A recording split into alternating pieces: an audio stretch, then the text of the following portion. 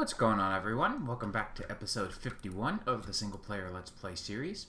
So today I'm crushing up some lapis dust because I want to actually get started into something interesting, something that we haven't really looked at in a little while, and I feel guilty for it, so I feel like we should go and address it again.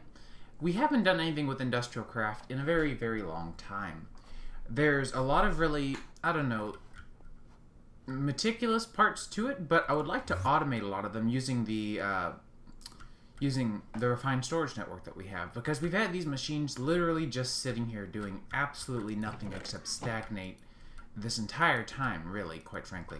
So what I think we should do is, I'm already currently crafting up another set of overclocker upgrades, or rather working on the lapis dust to make another set of overclocker upgrades, because we do have the let's see, one of these, the fluid solid canning machine does have the distilled water in it, so it's pretty easy and quick to get us some more of the overclocker upgrades. But the problem is, of course, that we have no automated method of crafting a few of the machine recipes. Now, something that's worth noting is that because the forge hammer is so easily exploitable as far as turning... well, okay, here's an example. There's somewhat of a bug with refined storage where items that get damaged during crafting don't actually get damaged during crafting. So essentially, I could, if I hadn't mind-tweaked the recipes, make all of the cutter recipes and all of the hammer recipes to turn ingots into plates. But I've disabled the recipes for ingots into plates just because there should be other ways, and there are other ways of getting them, using the metal former and using the metal press from immersive engineering. So, as a result, I think it's best that we actually make a different metal former for each one of the 3 different recipe shapes that it can do. It can do rolling, cutting, or extruding, so we'll probably have 3 metal formers with auto-crafting. I'm thinking we'll probably also have an extractor, or rather a compressor, not an extractor necessarily. And then I think I may also try to replace my auto-smelting recipes from using the alloy smelters with the octadic capacitors in them to using potentially just an induction furnace, because the induction furnaces are very fast, although to be fair, we don't really have a lot of smelting recipes, so maybe that's not all that necessary. But I'm considering just building this exact same thing, this exact same piston slidey setup over here, and having my industrial craft machines on this side instead. One other thing worth noting is, in between episodes, you may notice I'm using an ender pouch from Ender Storage. I went ahead and changed over. It was just one of those things where finally it looks like Covers has gone through and cleaned up most of the code so that it's not just a hacky render job anymore. It actually is relatively appropriately using the new modeling system, and so I figured why not switch to an old favorite. And I do prefer the normal Ender Storage. I don't know why, just something about the way the chests all open synchronously and just a few other things really makes me happy. So it's nice to have an old mod back, I'd say. So yeah, and I've gone through and switched out all my tanks from Ender Tanks, or Ender Tanks from the Ender Tanks mod to Ender Storage's Ender Tanks, and changed out all my Ender Link chests into Ender chests. So now we no longer have the multi-storage mod. We don't have any of Shittyfin's mods anymore, but that's fine. So what I'm going to do is I'm going to go ahead and craft up a few of the machines that we're going to need again, because it's going to be pretty meticulous. And I'm going to run some cabling down here as well, and probably look into getting the same little piston set up here, which was super easy to do. If you don't remember how I did it, it was just some redstone wiring, I believe, and just kind of get everything prepared for this. So I'll be back in just a little while once I'm done with all that work. So one challenge that I'm facing with this setup is I've got my machines. I actually finished making them. They don't have overclocker upgrades in them yet, but they do at least have the transformer upgrades, and they've got power. I routed a power cable all the way over and down.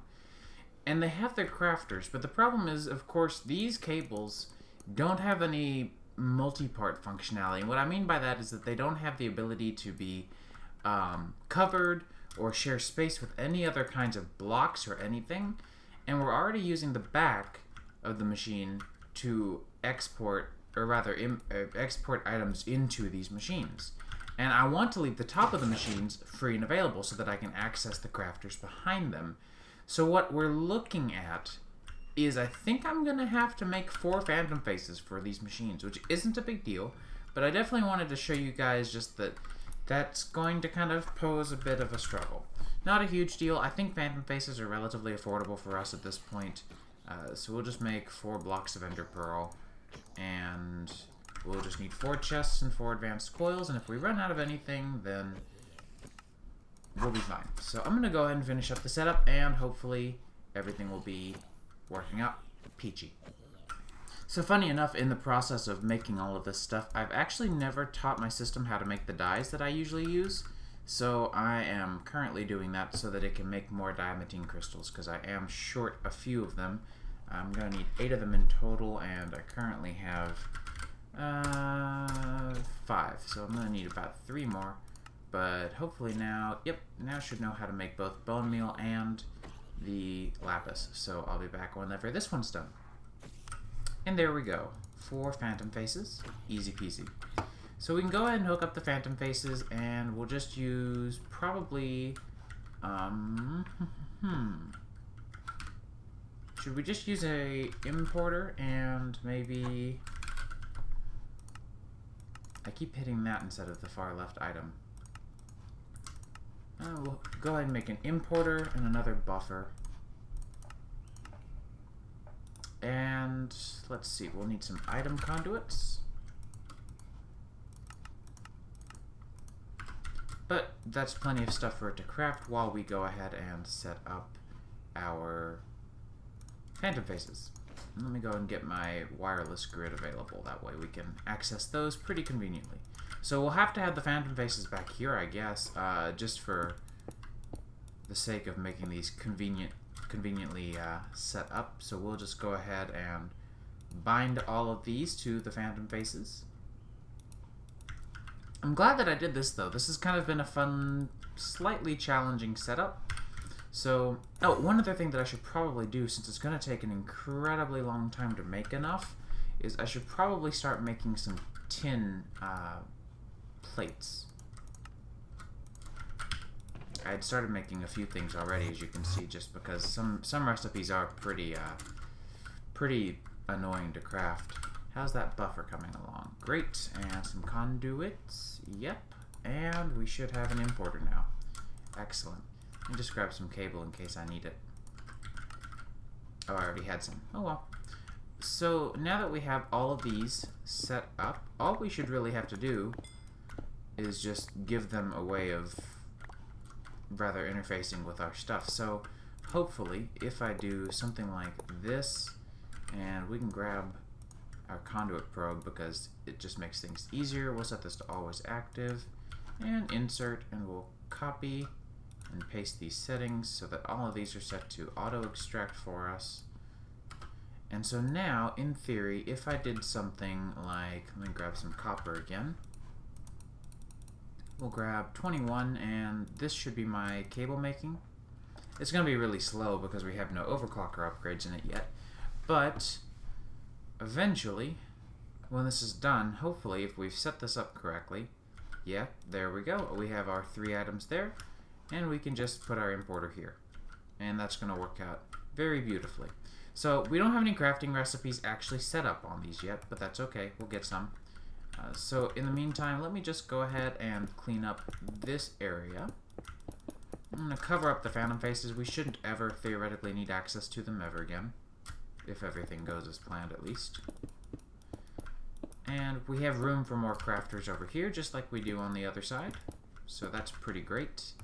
Now we just need to cover up that, and I think we're good to go as far as the ability to autocraft. Now, we aren't actually autocrafting anything yet. I haven't made any recipes yet, and I also haven't even gotten started with making overclockers to make these recipes worth doing, because honestly it's going to take ages until I do make some overclockers. So let me go ahead and make some of them, because you guys have seen me make them so many times at this point that you're probably sick and tired of them. So I'm going to go ahead and handle them now, and I'll see you guys on the other side once I finally get them all crafted. Alright, I think we finally have everything I need to make the overclocker upgrade using, in my opinion, the most efficient recipe. There we go, and so now we have quite a few overclocker upgrades for our machines down here. All we have to do now is just teach it some recipes, or them some recipes. We have quite a few machines down here after all. And of course, we do have to consider that we may end up getting a little bit of lag as a result of this setup because, unfortunately, these machines will not be receiving the voltage that they might need. So what we may do then, because the concern is, like, up here, for example, if I run 2 machines at once, including the metal, especially the metal former, the voltage is so high, the draw, or rather the power draw is so high that I can't keep up. And the reason that I don't do just a higher voltage up here is, unfortunately, the induction furnace is very fast, but does not have the ability to store an overclocker upgrade. So I'm more or less stuck with what I've got here as far as these guys can only take medium voltage, and the MFSU that we have down here is outputting high voltage. So we can technically push more voltage down here. So maybe we should do that. In fact, why don't we? So what we can do is we can actually split it off so that upwards here, we are going to output our... Here, I want to be very careful, so I'm just going to break these to be certain that I don't do anything wrong. So, we'll put the MV transformer here, and this, believe it or not, is the input side, so we can rest assured that this will be outputting at the right voltage. And then from there, we can route our wire both up to it and then also down. Let me just break this real quick. But then we need to be careful when we route downwards because, of course, right now our machines are missing the second transformer upgrade they need. So why don't we get some of those? I have some iron plates, but I'm going to need some more. So let me just grab about 32 of them should be enough. And there we go. 4 more transformer upgrades. So if we hop back down here, these guys should now be able to accept not only the 6 overclockers, but also, ideally, they should also be able to accept medium voltage. So now these machines should not explode once I hook them up with our last tier of, or our last piece rather, of cable. And in fact, I realize I should have probably moved this piece, or rather the lamp, here instead. And so now, ideally, if I did everything right, although there's no guarantee that I did, whoops.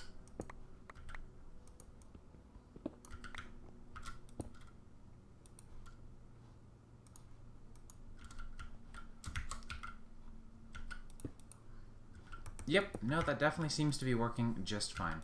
So we've got this one in rolling, this one in extruding, and this one in cutting. And so anytime we want to do something like, let's say, make a whole bunch of iron plates, we can just take them, come over here. That seems to be keeping up just fine. Granted, we're probably blowing through our energy. Actually, that's not that bad. We're slowly decreasing our buffer, but honestly, I mean, 10 generators is doing us pretty good. I think we may eventually make even better power, and we're definitely going to look into better power storage, that's for sure. But definitely seems like we're crafting these very quickly and very nicely. So why don't we go ahead and get all of these recipes auto-taught for the crafting and kind of get everything said and done, because like I said, this is, you know, this has got some pretty cool potential as far as what all we can do here. So why don't we take a look at the different compressor and various recipes and sort of get started with some of the cool stuff that we can do with Autocrafting, why don't we?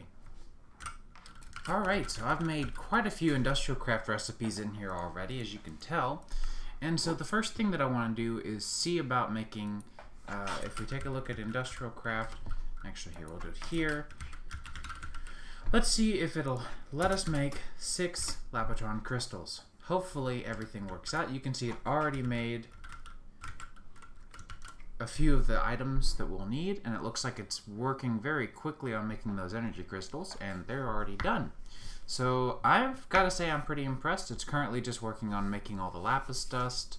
It looks like And the advanced circuits are already done. Holy cow, this is fast. I'm glad we did this. This was worth doing, for sure. Oh, we actually already had an induction furnace as well. I never really paid attention to that. I forgot that I had made an extra at one point. I was trying to make charcoal automatically for the tree farm, but it turned out that it was using more energy to make charcoal than it was creating as a result. So I decided to undo that one. But definitely looks like we're doing relatively well here. 6 Lavatron crystals have already been crafted, so that's phenomenal. And, well, aside from that, honestly, it looks like we've got, like I said, most of the plates are already craftable now. I've gotten the copper cables already automatically craftable, as well as the 2x insulated gold cables. Energium dust is already craftable. I mean, we're pretty much set and ready to go. So, this system definitely seems to be working very efficiently. And I'm pretty happy with that for now. So what we can do though is we can look into some better power options for industrial craft. This probably isn't the best grid to do it in. So if we take a look at some of our options here, one of them is going to be from an add-on that I installed called Advanced Solar Panels, and we take a look at it. There's actually not much in the mod itself. But one of the things that we're going to need from it is iridium, because we want to get ourselves a molecular transformer. These guys use a lot of power to make stuff, but once we get started into the chain of system, it kind of works out well. So what I'm going to do, I know it's going to be a very short episode, and I do apologize. Life has been kind of hectic, but in between episodes, because this is a pretty strenuous process as far as how long it takes, I'm just going to go ahead and let this run, or make a molecular transformer. It's not much to see. The GUI is not exactly fascinating. A lot of these recipes are just extremely, I don't know, annoying, honestly. So we're going to need 4 advanced machine casings, but fortunately I've already taught the system that. The other thing that it wanted was the transformers. I believe it was an EV transformer. 2 of them. So we'll just need to go down the line and make all of these different transformers. So, like I said, not exactly particularly interesting.